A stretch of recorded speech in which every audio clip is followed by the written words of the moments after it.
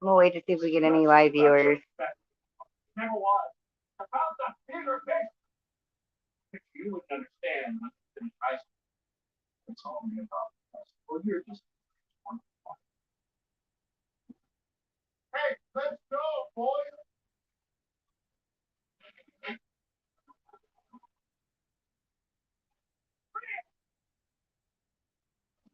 Welcome back to my channel. You're probably not going to catch this live because of what time at night it is. I'm going to wait a few minutes to see if anybody joins before I start. This is actually an autobiography slash self-help book that I typed up on Microsoft Word back March 20th, 2022. And if you can see, this is part of my cover photo. It's called Elizabeth's Pain, Misery, and Triumph. And it says for the heading, Elizabeth's Pain, Misery, and Triumph is a story all about my life of trauma, things life has thrown my way, a story about a girl that has been so close to giving up but hasn't. So we're going to give it a couple more minutes. Are you singing together? I'm not singing with him. Excuse me. Again, this is for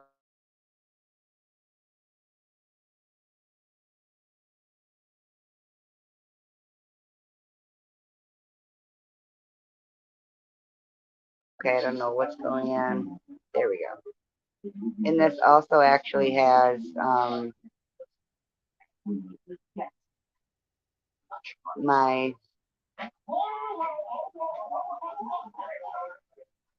email. So if any of you need to reach out, a confidential way to reach out, you can email me.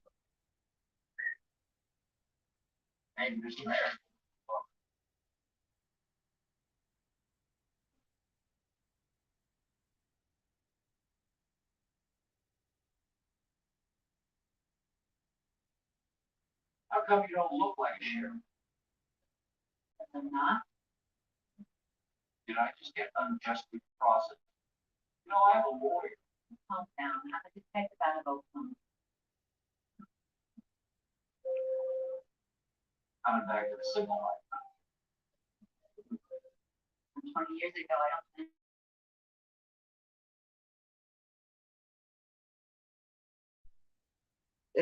There we go.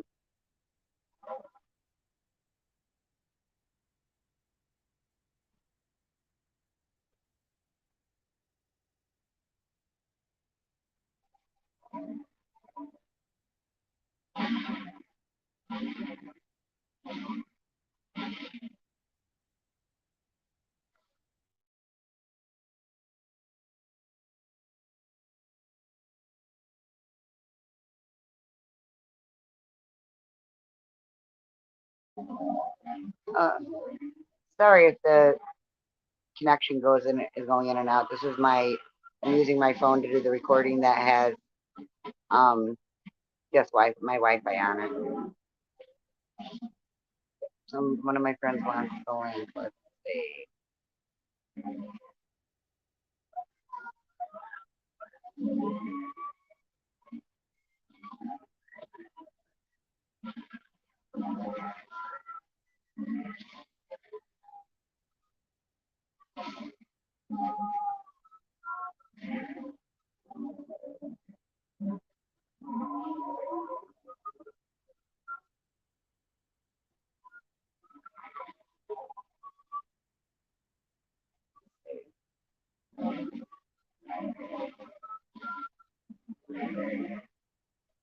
I'm trying to.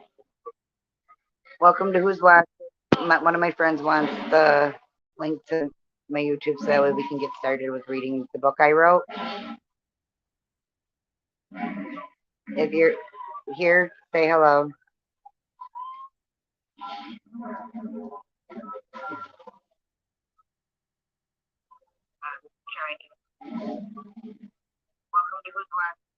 One of my friends wants okay. Before we go into the book, I'm going to show, because now we got a viewer, I'm going to show you, this is the title of my book, Elizabeth's Pain, Misery, and Triumph. Again, it says Elizabeth's Pain, Misery, and Triumph is a story all about my life trauma. Things like this thrown my way, a story about a girl that has been so close to giving up but hasn't. I want to try to reach, my goal is to try to at least save as many lives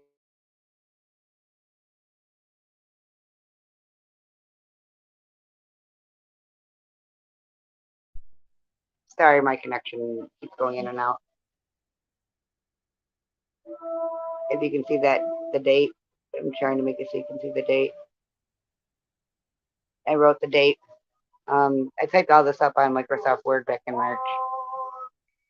Okay, so chapter one goes as follows. Hello, my name is Elizabeth. I'm going to be 38 in September. I was born September of 1984 in a town named Syracuse, New York. I was blamed for me being born and things that my bio dad put my mom through when I was a baby. My mom drank up till I was 7. Her and bio dad split when I was 4. I was molested at 4 by bio dad and a little boy at school.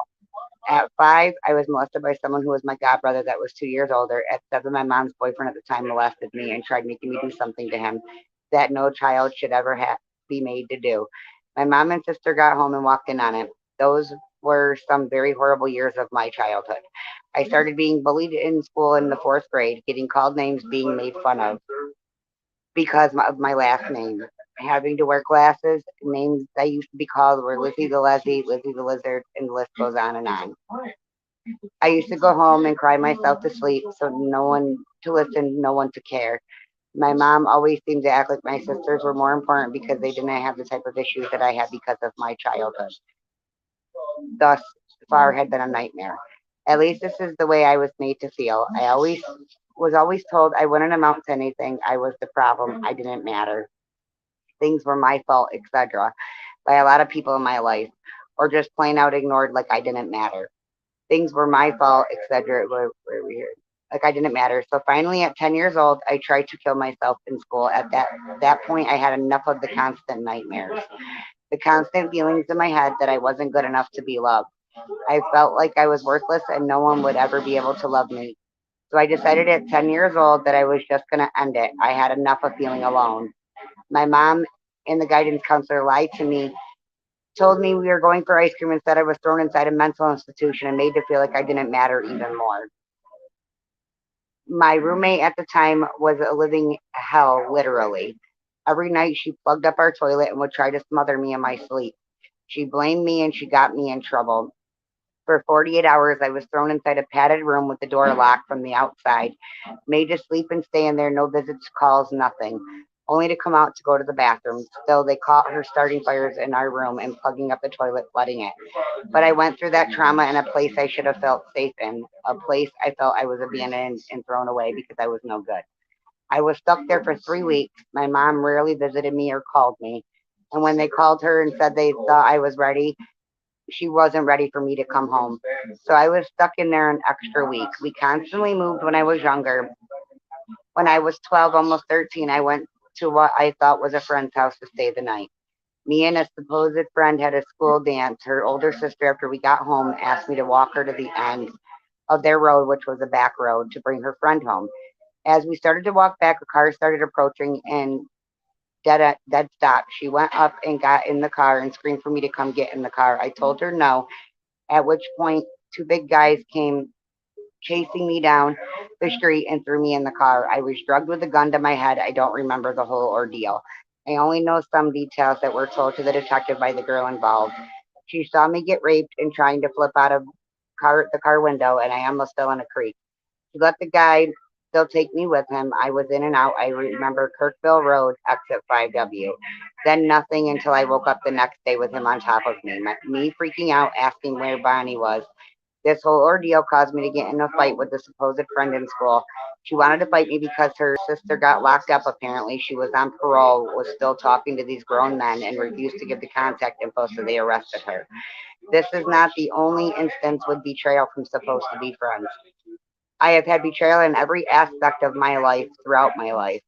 Started living with my grandma off and on since I was 10 years old. She was the one person in my life that I could literally count on to love me unconditionally. no matter what. My youngest sister, that is 4 years and 11 days younger than me, would always swear on my mom's life and lie to purposely get me in trouble and kick out of the house. She would rub in my face how her and her other sister were closer and I was the outcast of the family. The traumas when I was a child have stuck with me throughout my life because certain traumas as an adult have triggered my traumas from my childhood. And certain people from my life won't own up to their take and how I feel today. Now rewind a little. Finally in junior high, I stopped taking people's crap and just started fighting back. Whether it was at school, at home, with my sisters, I fought back. When I started fighting back, then I was the problem all over again. It was never the person that pushed me to that point. So now we are at me about me being 15, almost 16. My first day of what was supposed to be the start of high school. The ones that I had fought in junior high all stood outside plotting and planning to jump me at lunchtime. So I walked in, grabbed my agenda and my schedule, and walked out and went home. At which point I had enough of always being talked about, always having to watch my back, always having to fight. I was sick and tired of it. I felt the weight of the world on my shoulders. I had already watched my grandmother go through a lot of surgeries to point through everything. She was such a strong, caring human being. I have strived to be just like her. She was a remarkable woman. She always put love, kindness into the world, even if her life was not good. I started searching for love that I never felt besides the love I felt from my grandmother in the sense of feeling like I mattered to someone in a family I wish I had. There was other trials and tribulations throughout my childhood and adolescent years, but by far these are the traumas that stuck with me. Chapter 2. At 18 years old, I voluntarily signed myself into the same place I had been when I was 10 and 14, impatient to seek help for myself. I only stayed 3 days. Then I got into a relationship right around the time I was going to Brighton and Stratton full time and working full time. I didn't know out of the 2 years we were together that he had been cheating on me. I ended up having a work related injury, fought for 6 years to have the surgery, but the relationship went real bad once I was taken out of work. He quit working, he stole things from me, and not just material things, he stole the little sense of self I had. He made me feel like I was worthless. He was a horrible human being. 6 months after getting out of that relationship, I ended up in my first BB relationship. He came from a bad childhood where his mom abandoned him, his sister raised him, etc. When he wasn't drinking, he made me feel like I mattered. He made me feel like I was beautiful, like I meant something. But when he would drink, he would be a different person to the point he wouldn't even remember doing half the things he had done to me the night before. I went through getting punched in the face, called names, controlled to the point where I couldn't have my own phone. But when he was sober, it wasn't as bad. I kept staying because all he wanted to feel was unconditional love like myself. He too felt the abandonment issues that I felt in my life. So I really wanted to help fix him and help him. I loved him so much that I lost myself trying to help him. He was the most loyal person I was ever with, during which time my mom was hospitalized with cancer. I was 21 years old. The house phone was on in my name. Out of respect for the person I called dad, I took the phone, called to the bathroom. He asked how my mom was doing. I told him she was still in the ICU. We were going to see her at 5 a.m. My dad and sister flipped out. I was told I wasn't allowed to go see my mom in the hospital or I would be escorted out. My mom got out of the hospital and I tried calling her. I just started a new job. I was told if I called again, the number would be changed. She told my grandma if she gave me the new number, she would disown her. She didn't talk to her own mom for 3 months because she gave me the number. All because of me being in that relationship. But yet, my sisters have been in some really horrible relationships and never had to be homeless in their car and take sponge baths before and after work because they didn't like who they were dating. I was crying to my mom, telling her I was homeless because of my boyfriend at the time, sister, and she didn't care. It was like I didn't matter. Sleeping in the old house parking lot so I could be woken up for work, having to be to work by 5 to 6 a.m. and working fast food. First week I was homeless at a hotel. Second week was in my car. That was the worst feeling ever. But he was there trying to make sure I was okay till it was time for bed. So even though things were bad at times, he was also the only one there besides my grandma at that point in time. I tried so hard to please everyone in my life. I feel like just like the changing seasons is how people feel about me. The relationship was off and on at first for 4 years. We split up for a year.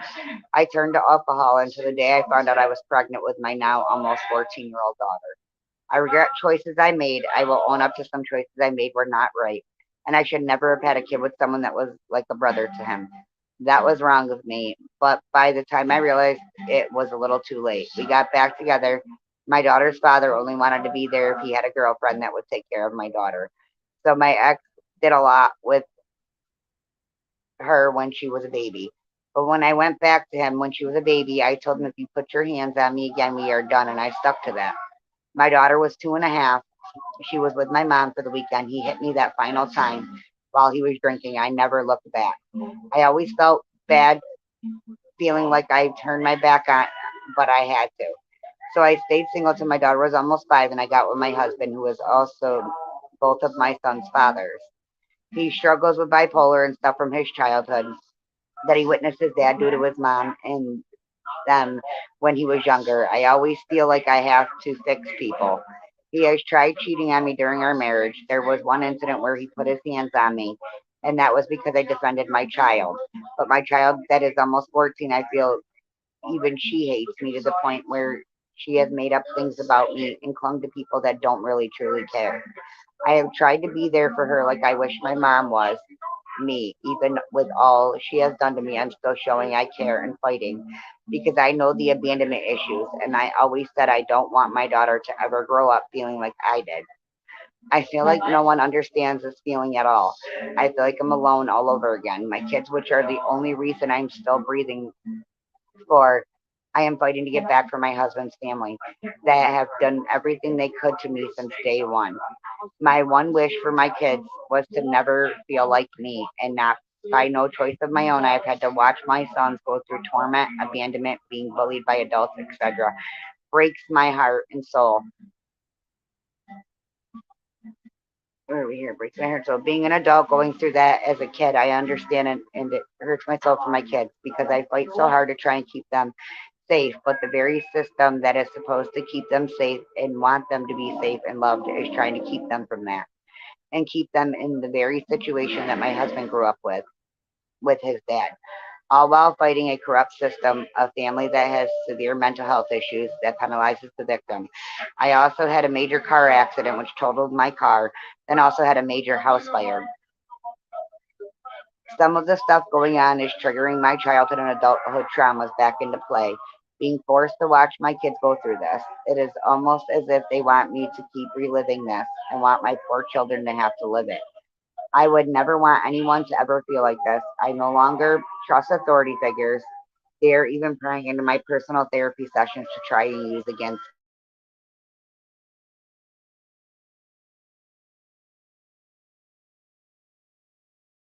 There, but times watching my babies go through what they have has gotten to me. I try to report it to keep them safe, and I am told I'm lying. I'm told it doesn't matter. How people that are supposed to keep kids safe are not really bothers me. Seeing kids on the news dying in that county because the same very system has failed them really truly bothers me. There has been way more throughout my life and throughout this situation that has happened, but by far these are the things that weighed on me. But trying to remain strong for my children because at the end of the day they need their mama, they have me. I want everyone who reads this to see my struggles in life and see that I'm still pushing forward and that they can too. I want people going through a hard time in their life to realize that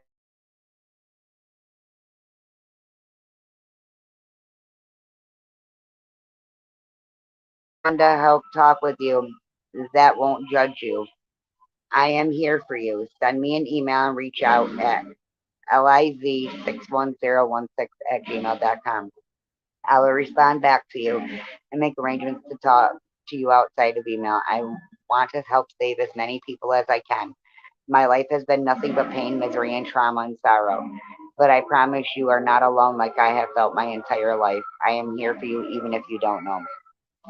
That's actually what I wrote. Um, it's a short autobiography.